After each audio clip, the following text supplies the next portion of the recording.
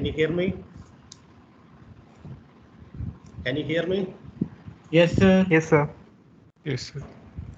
Morning. Yes. And welcome. Let me just start recording this. It's already being recorded. Okay. So welcome to the lecture 3 of satellite networks part of AV 412 optical and satellite communications. So today we will be completing the topic on TCP over satellite networks, and we'll begin the discussion on link layer protocols. So some of the discussion today are taken from the book by Timothy Pratt, okay, on satellite communications. This is actually a book available in your library as well as in various other sources. In fact, edition 2 is used, and some discussion are actually from the book by Solution on Satellite Networks, which I have already discussed in the last couple of classes. Satellite networking. So this is a new book. This is an old book. So in the last class we have mentioned about this internet protocol stack, where application transport network and data link layer working over satellite links.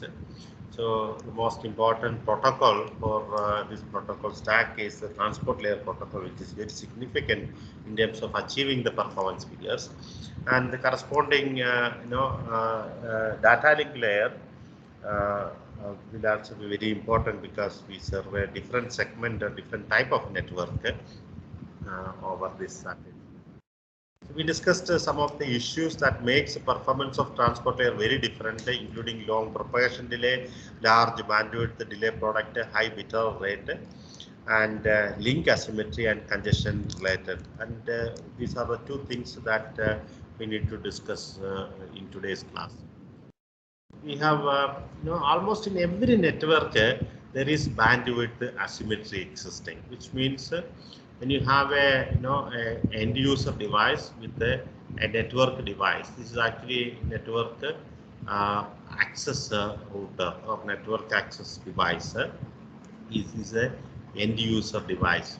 So if we consider there are two pairs of links, one uplink and then one downlink, the bandwidth here will be different, and that is what is actually measured by the bandwidth asymmetry. Okay. Now, if you just show two examples in residential network, this is actually my internet speed in terms of downlink, that is 76 megabits per second, and the corresponding uplink speed is actually only 36 megabits per second. This is actually done my home network yesterday. Okay, and today morning when I did the same experiment using IAST network, this is actually my downlink speed, which is 44 megabits per second, and the uplink speed is actually 80 megabits per second. So usually the uplink speed is low, but in IAST just today morning I found the uplink traffic is actually much better than downlink traffic. Okay, so that way it can differ in almost every network, whether it's cellular network, home wireless. This is actually this network is Wi-Fi plus optical fiber backbone. Wi-Fi is access and optical fiber is a backbone. Here again, this is actually Wi-Fi plus Ethernet to the network data center room plus optical fiber. So that's how this sequence of links here, and you have very different uplink and downlink bandwidth. But in satellite network, the asymmetry is much more significant.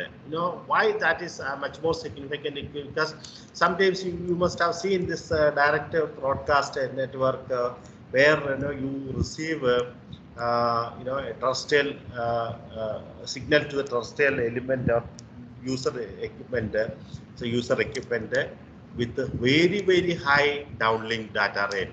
This can be something like 2 megabits per second to maybe 10 megabits per second for downlink. But the uplink can be very significant, very insignificant.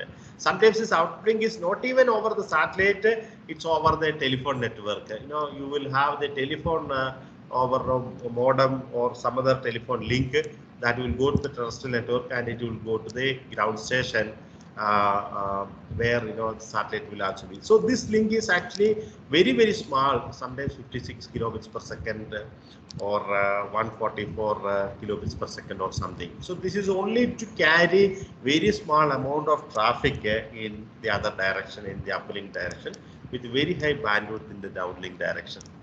So even in all kinds of satellite networks, asymmetry is very significant because of the economic factors and the amount of traffic that goes. A huge amount of traffic is from the satellite to the ground, and small amount of traffic will be from the ground station to the satellite. So that is because of the economic requirements of the traffic. And when it comes to this bandwidth asymmetry, let's take two examples. One is this particular link between the user equipment and the satellite, irrespective of what the satellite is, whether it is a LEO satellite at 100 kilometers or a GEO satellite at 36,000 kilometers. The asymmetry can be present and it can be significant too. So here we assume that the uplink is 250 kilobits per second and the downlink is 2 megabits per second. A reasonable assumption for a typical broadband connection for internet-like traffic. So if you look at excluding the propagation delay, if you look at only the data transmission delay, data transmission time, that is for the uplink, it's 4 milliseconds. Okay, because you assume a 1000-bit packet with 250 kilobits per second, you get about 4 millisecond transmission time, plus the propagation delay, which is not very high for a LEO satellite and very high for a GEO satellite. We are not considering the propagation delay, only the transmission delay arising from the bandwidth asymmetry. In comparison to this uplink traffic, when you consider the downlink traffic for the same data, which is actually only 4.5 milliseconds. So it takes significant amount of time to give an acknowledgement. So imagine that you get a data packet here, and an acknowledgement packet has to go in the opposite direction. The acknowledgement will take 8 times more delay than the data packet. Okay, so you downloaded a piece of data and the acknowledgement has to go. And sometimes, what happens is the acknowledgement is a single short packet, but other times the acknowledgement is piggybacked with the data packet. Okay. And when in fact, acknowledgement may not be sent because of the piggybacking policy, and it will be waited for a certain number of time by the user equipment to get enough data bytes so that it can be piggybacked as a single packet. So there will be certain kind of delay. That's the reason why you use this push flag set so that this delay for piggybacking can be avoided. So the data packet will be simply pushed as soon as it is available at the user equipment's transport layer. So imagine that we don't use that kind of pushing, there is a piggybacking delay that is coming. So in either case, the acknowledgement forwarding results in some sort of delay. And what is the issue because of the delay of the acknowledgement? You have a sender here, a TCP sender, and you have a TCP receiver. So you send a data packet and you are expecting to get the acknowledgement. So I'm just looking at data flowing in one direction, acknowledgement in the other direction. Even though TCP is a bidirectional thing, connections are set up so that data can be sent from both sides equally. Okay, now just look at this. Now your data transmission rate, so as I mentioned earlier, the rate will be increased in slow start phase with respect to time, and when it is hitting the threshold called slow start threshold, you will linearly increase. But in all the times, your rate increase happens only when the acknowledgement comes back. So the rate, the congestion window will be increased only when the acknowledgement comes out. If the acknowledgement is delayed, then the data transmission rate is delayed. For example, now at time t, say let's just take this at time t is equal to 0, you are sending one what is it called, MSS. Okay, imagine that you are initializing data with that. So now comes at t is equal to 1 RTT. Okay, and you are actually increasing the rate to 2 MSS. Okay, now what if this RTT is delayed because of the asymmetry of the link, because of the asymmetry of the link over which the acknowledgement comes back?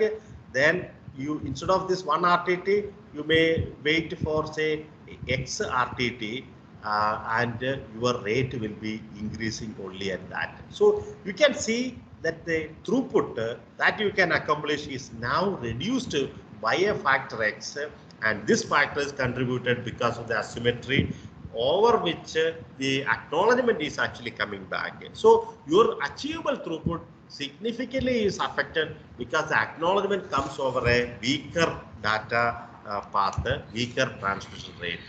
Okay, that is actually going to affect the forward throughput that you can obtain, because forward throughput depends not only on the forward link characteristics but also on the reverse link characteristics. Okay, this asymmetry is significant in transport sessions over satellite compared to other sessions. You know, I have just shown the bandwidth is very high for the downlink here. Uplink bandwidth is also significant, 36 megahertz per second. But here the uplink bandwidth is actually much higher than the downlink traffic. Okay, so in either case the bandwidth is so high, the asymmetry is not significant. Whereas if the bandwidth is so low for one direction, the asymmetry is very, so that can actually be very significant. And even the reverse path, which has very low bandwidth, can face a different level of congestion compared to a forward link. That is again causing a problem because acknowledgements have to come back for you to send the data packet. So TCP uses acknowledgements to determine the data rate of transmission or packet rate of transmission or blocking out the data. So here synchronization of transmissions depends on acknowledgements. So this is sometimes called the self-blocking or self-synchronization or implicit data rate determination and so on. And this synchronization does not happen properly because of the acknowledgement is facing a weaker data rate.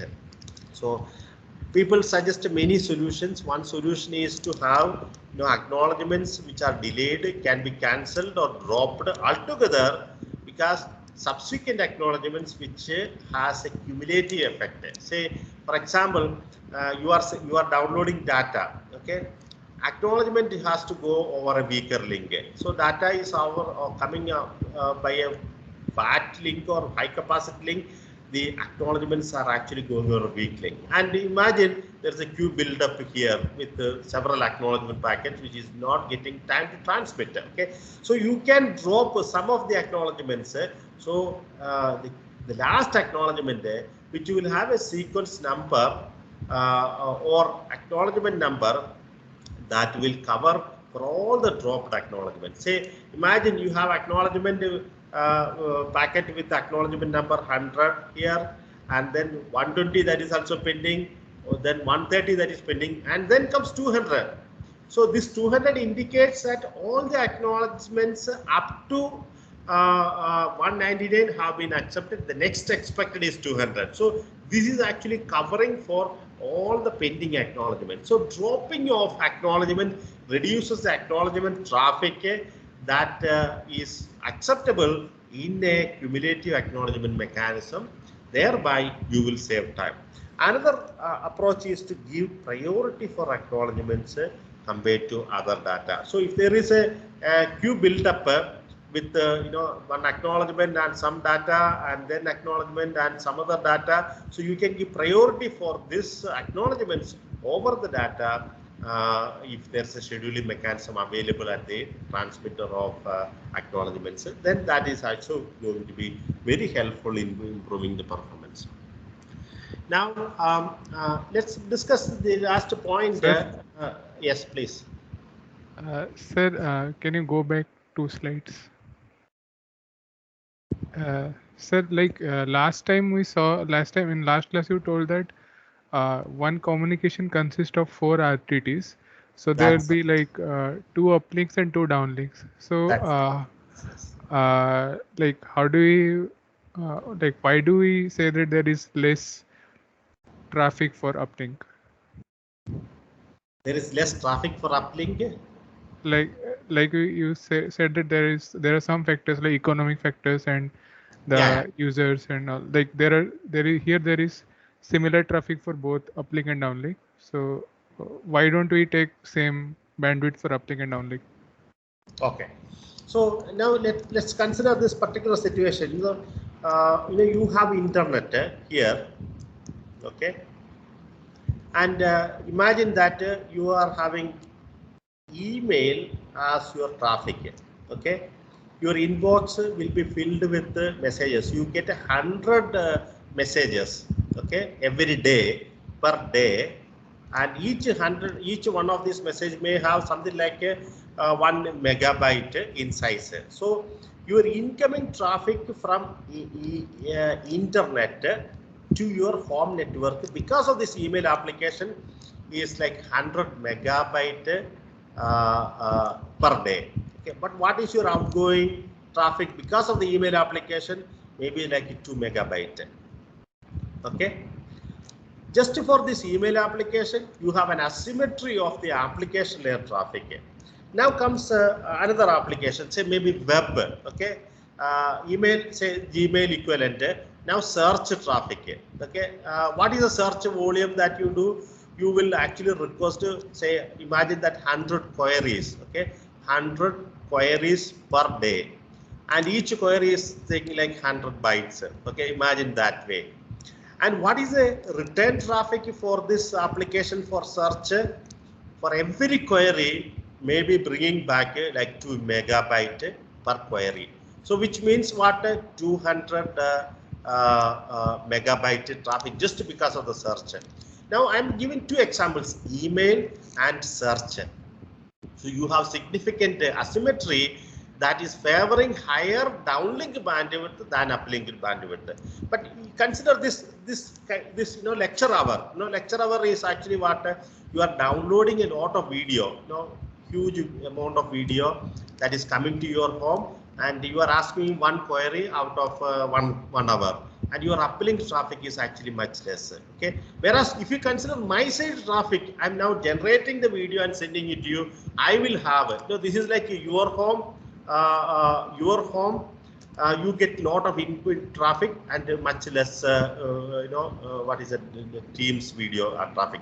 But if I consider my side of activity for this particular thing, my office will be sending you huge amount of video, and my incoming traffic is actually high. So we can see for some kind of traffic, you need higher incoming bandwidth or download bandwidth compared to uplink bandwidth.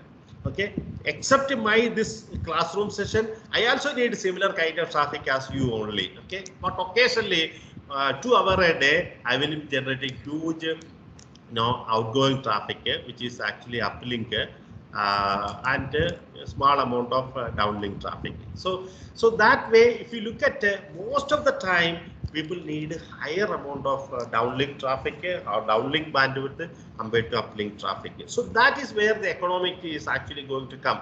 If you have been given equal traffic, equal bandwidth like uplink and downlink, then you are wasting your uplink traffic, right? So why do you want to provide high bandwidth that you may be only wasting?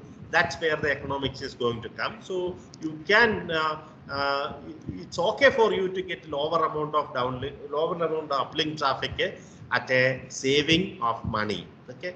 Now, this is actually the reason why economics is coming. But for answering your other question, so in fact, when you consider there is one uplink and one downlink. Okay, this downlink is actually high bandwidth, and this uplink here is also probably low bandwidth. But this is a ground station or data center. They may have equal amount of bandwidth for up and downlink. But if we assume that if you assume that your the weaker link, which is the uplink here, that is a bottleneck link for the entire communication.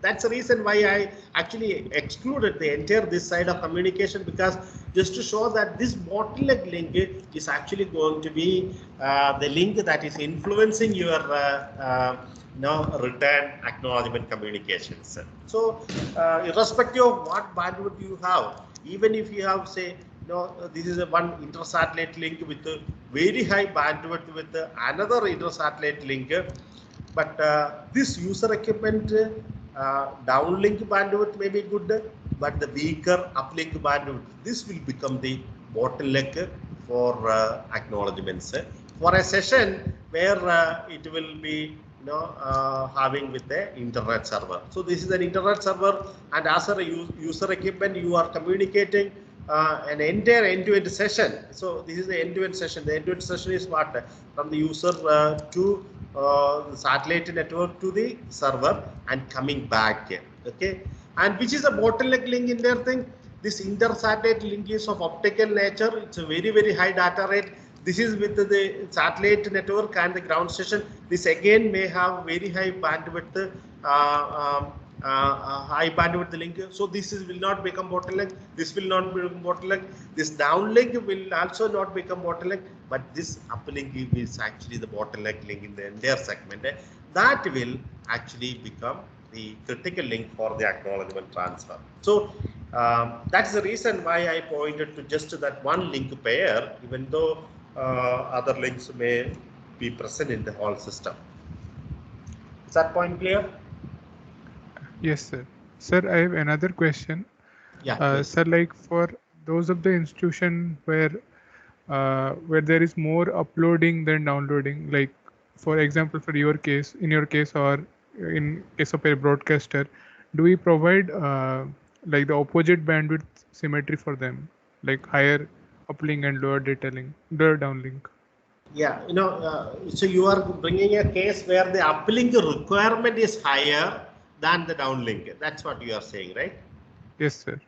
Yeah, actually that is, if that kind of a traffic demand is found, okay, let me just to show you a situation. Say, in fact, many of the e-commerce websites are like that. E-commerce websites like, say, Amazon. So AZ, okay, AZ has a internet connectivity and huge kind of servers are there. These are actually servers. I imagine that large number of servers, a huge population here, the whole world is coming here, and they will periodically observe what kind of incoming bandwidth usage versus outgoing bandwidth usage that is persistent. So in this case, it's possible that outgoing bandwidth usage may be far more significant than incoming bandwidth linkage. So then they will actually have an agreement with the service provider to give much higher bandwidth for this outgoing link than the incoming link, because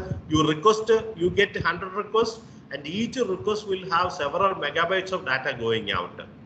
So if you consider IIST, say IIST may have again internet is here, and population of students will be outside, and some visitors will be there. So IIST is website, and then Moodle website, Moodle service, and so on.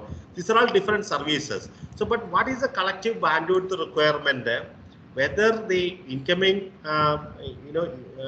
bandwidth or outgoing bandwidth, which is significant, that decides what kind of a bandwidth agreement you need with the service provider. Sometimes it may have a similar amount. It's possible that similar amount will be required because some videos are getting transmitted to the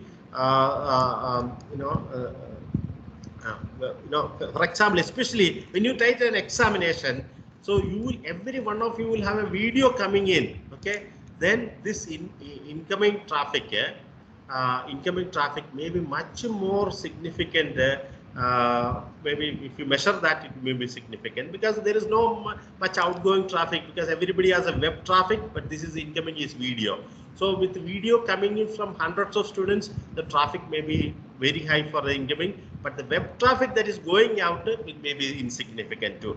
But all other times what happens is this will be reversing. So there are certain situations where the one-way traffic will become very dominant in a consistent way, then you will go for an agreement with the service provider.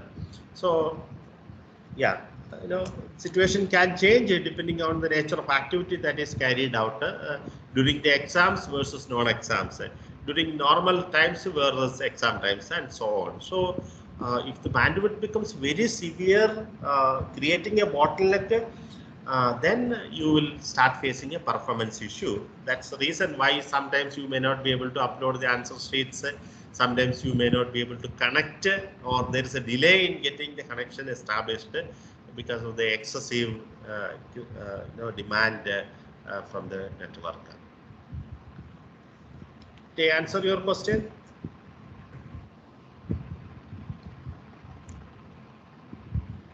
Is that clear? Yes, sir, it is clear. Oh. So the last point that I want to mention was the congestion control related issues. Okay, TCP has a congestion control algorithm which is very important for a public network. For example, you have this world's open internet, which is an open network where millions of users are connecting together. Okay, so this side is millions of senders, and this side is corresponding number of receivers. So and what happens is everybody is only transmitting at 1 megabits per second traffic, which is not a very high amount of traffic. But collectively, these millions of users can actually create what is it called a network congestion. Okay, so this congestion is actually interpreted through TCP's mechanism, which is based on the packet loss or delay, timeout, and through mechanisms which are typically categorized as based on inference. Okay, inference or implicit, or alternatively not explicit. Okay, because when there is a packet loss, it is due to the congestion. It is assumed to be due to the congestion, and we invoke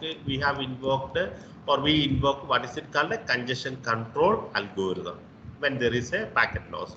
When there is a timeout, that is also contributed to the decision on the congestion control. When there is an excessive delay, that way implicitly it contributes to what is called congestion control. Okay, so that way, in such an open network where millions and billions of users exist, we actually benefit by having the congestion control. But satellite links are not necessarily similar to a public open network. So the congestion possibility is much less. For example, you are a user equipment, and you have some kind of uplink downlink pair exists between a satellite, and the satellite in many cases, particularly the geosynchronous satellites, there is a direct link all the time, which means 24 hours with a ground station.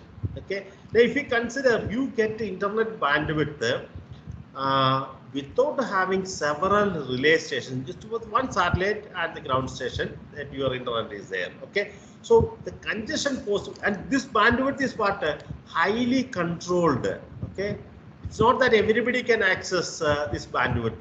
This is actually highly controlled and given explicitly for your usage. And there is no possibility for other users to come into your bandwidth here and do, even if it's a packet switched network. Okay, and even if this is given to you, and many millions of other users are there, but your bandwidth is somewhat free from congestion possibility. Okay, so if you consider this one terminal, one satellite, and one ground station path, the congestion possibility is less, because more or less the bandwidth that you accept into the network is controlled. Okay, so that way you do not face significant packet loss due to congestion, and packet losses can happen due to link errors or other challenge related issues and so on. But what happens is you have a TCP here, and that is communicating with a server's TCP here, and this TCP for the user to the end user is actually an end-to-end session, and you have the TCP congestion control that runs here based on the losses, delay and so on. But when there is a packet loss here due to a sudden burst of ion or energy or other rays, then you will use what is called a packet loss here. And what TCP does is, assuming that this packet loss is due to congestion, and they do congestion control. Okay, but there is no congestion actually in the network. There is no excessive traffic than what the network can accept, but their packet loss. So this packet loss is actually resulting in unnecessary invocation of congestion control. So that way, the TCP's congestion control will misinterpret the packet loss, where the actual reason for the packet loss is a link issues. Okay, link packet loss or link quality loss, a cloud that is just appearing, or some other obstruction that can happen, or an ion burst from sun rays or whatever. But what we interpret that as a congestion situation, and we unnecessarily invoke the congestion control algorithm. That way the throughput can become very, very poor. So that way, the congestion control purpose itself is lost when we typically work with the TCP over a satellite network. So we need to review how this congestion control can be implemented, and usually the enhancements of TCP in order to improve the performance over satellite networks will be something of this kind. One, increasing the initial congestion window from the 1 MSS to 4 MSS, so that 4 times improvement in throughput can be achieved. Many TCP variations suggest this initial congestion window change from 1 to 4, which will improve the slow start phase, achieve quick bandwidth increase, so throughput will be better. Because from 1 to 4 itself, you need 2 round trip time transmission if you start with the 1. So you save like 4 RTTs, or minimum 4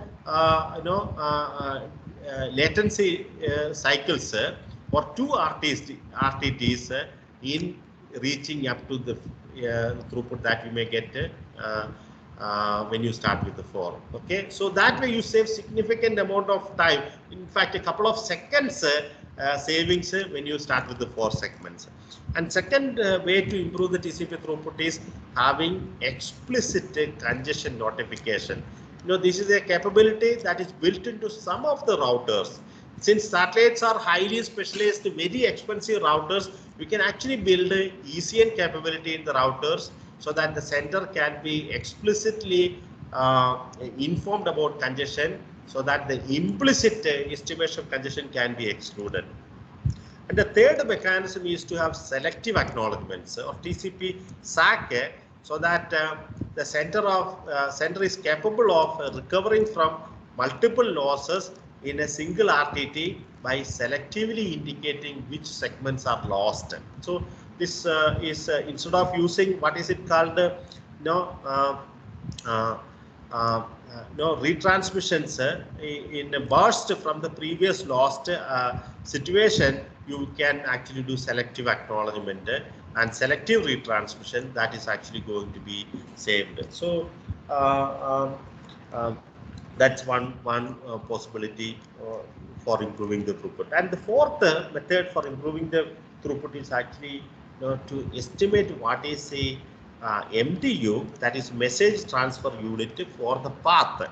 Okay, so what this means is you have this user equipment here, and user equipment will be communicating with a satellite, and especially when there are inter-satellite links working in the end-to-end path. So finally, you will be reaching what is it called a ground station. So in this path, if you have different types of links, this ISL is different one, this link is actually a different one. Particularly, it may have unidirectional or bidirectional bandwidth capabilities, and this link up and down will be different. So if you understand what is the path, MTU is actually the minimum or message transfer unit, minimum length of the packet that can be accepted without having fragmentation. Then it will avoid fragmentation possibilities. So that way, there's a way to query what is the path MTU. So the center will, the TCP center will probe the network to largest achievable maximum transfer unit or message transfer unit. For example, this link has a message transfer unit of say 512 bytes, and here you have say 1200 byte, and here you have say 500 bytes. Okay, so this link will actually fragment the packets if the packets are bigger than 500 bytes.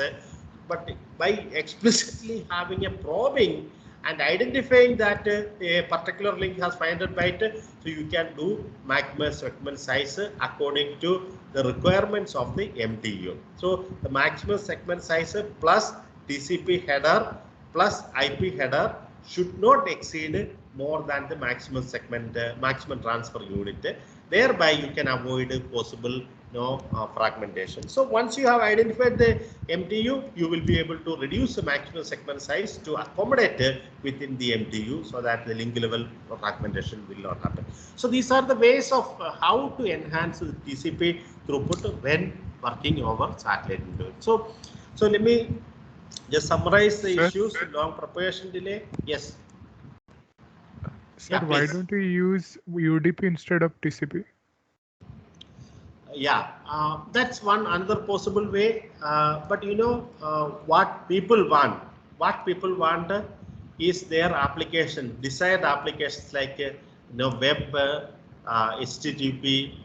What is it called? Email.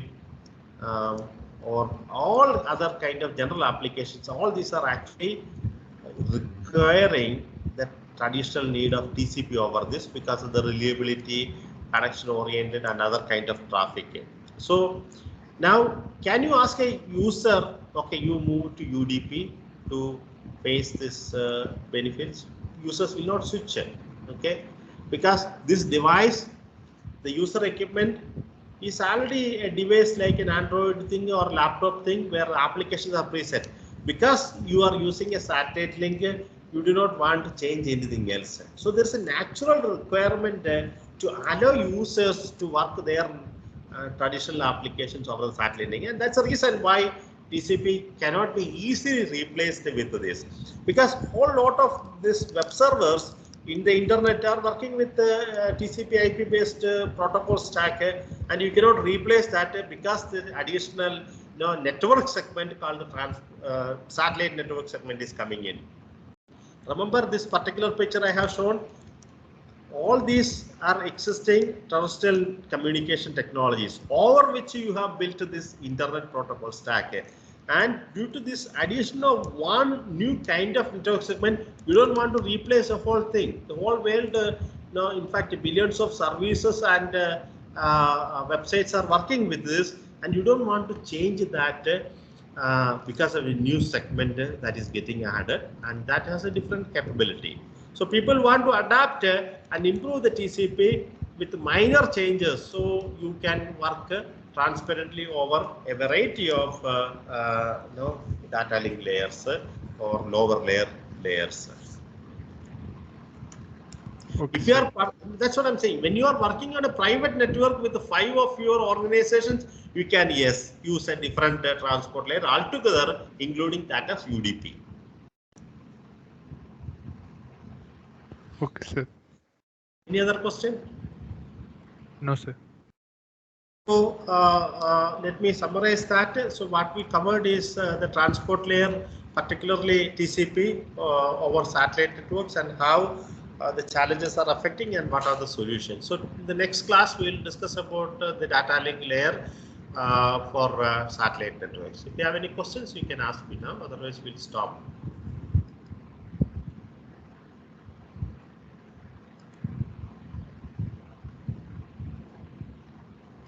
No questions, sir.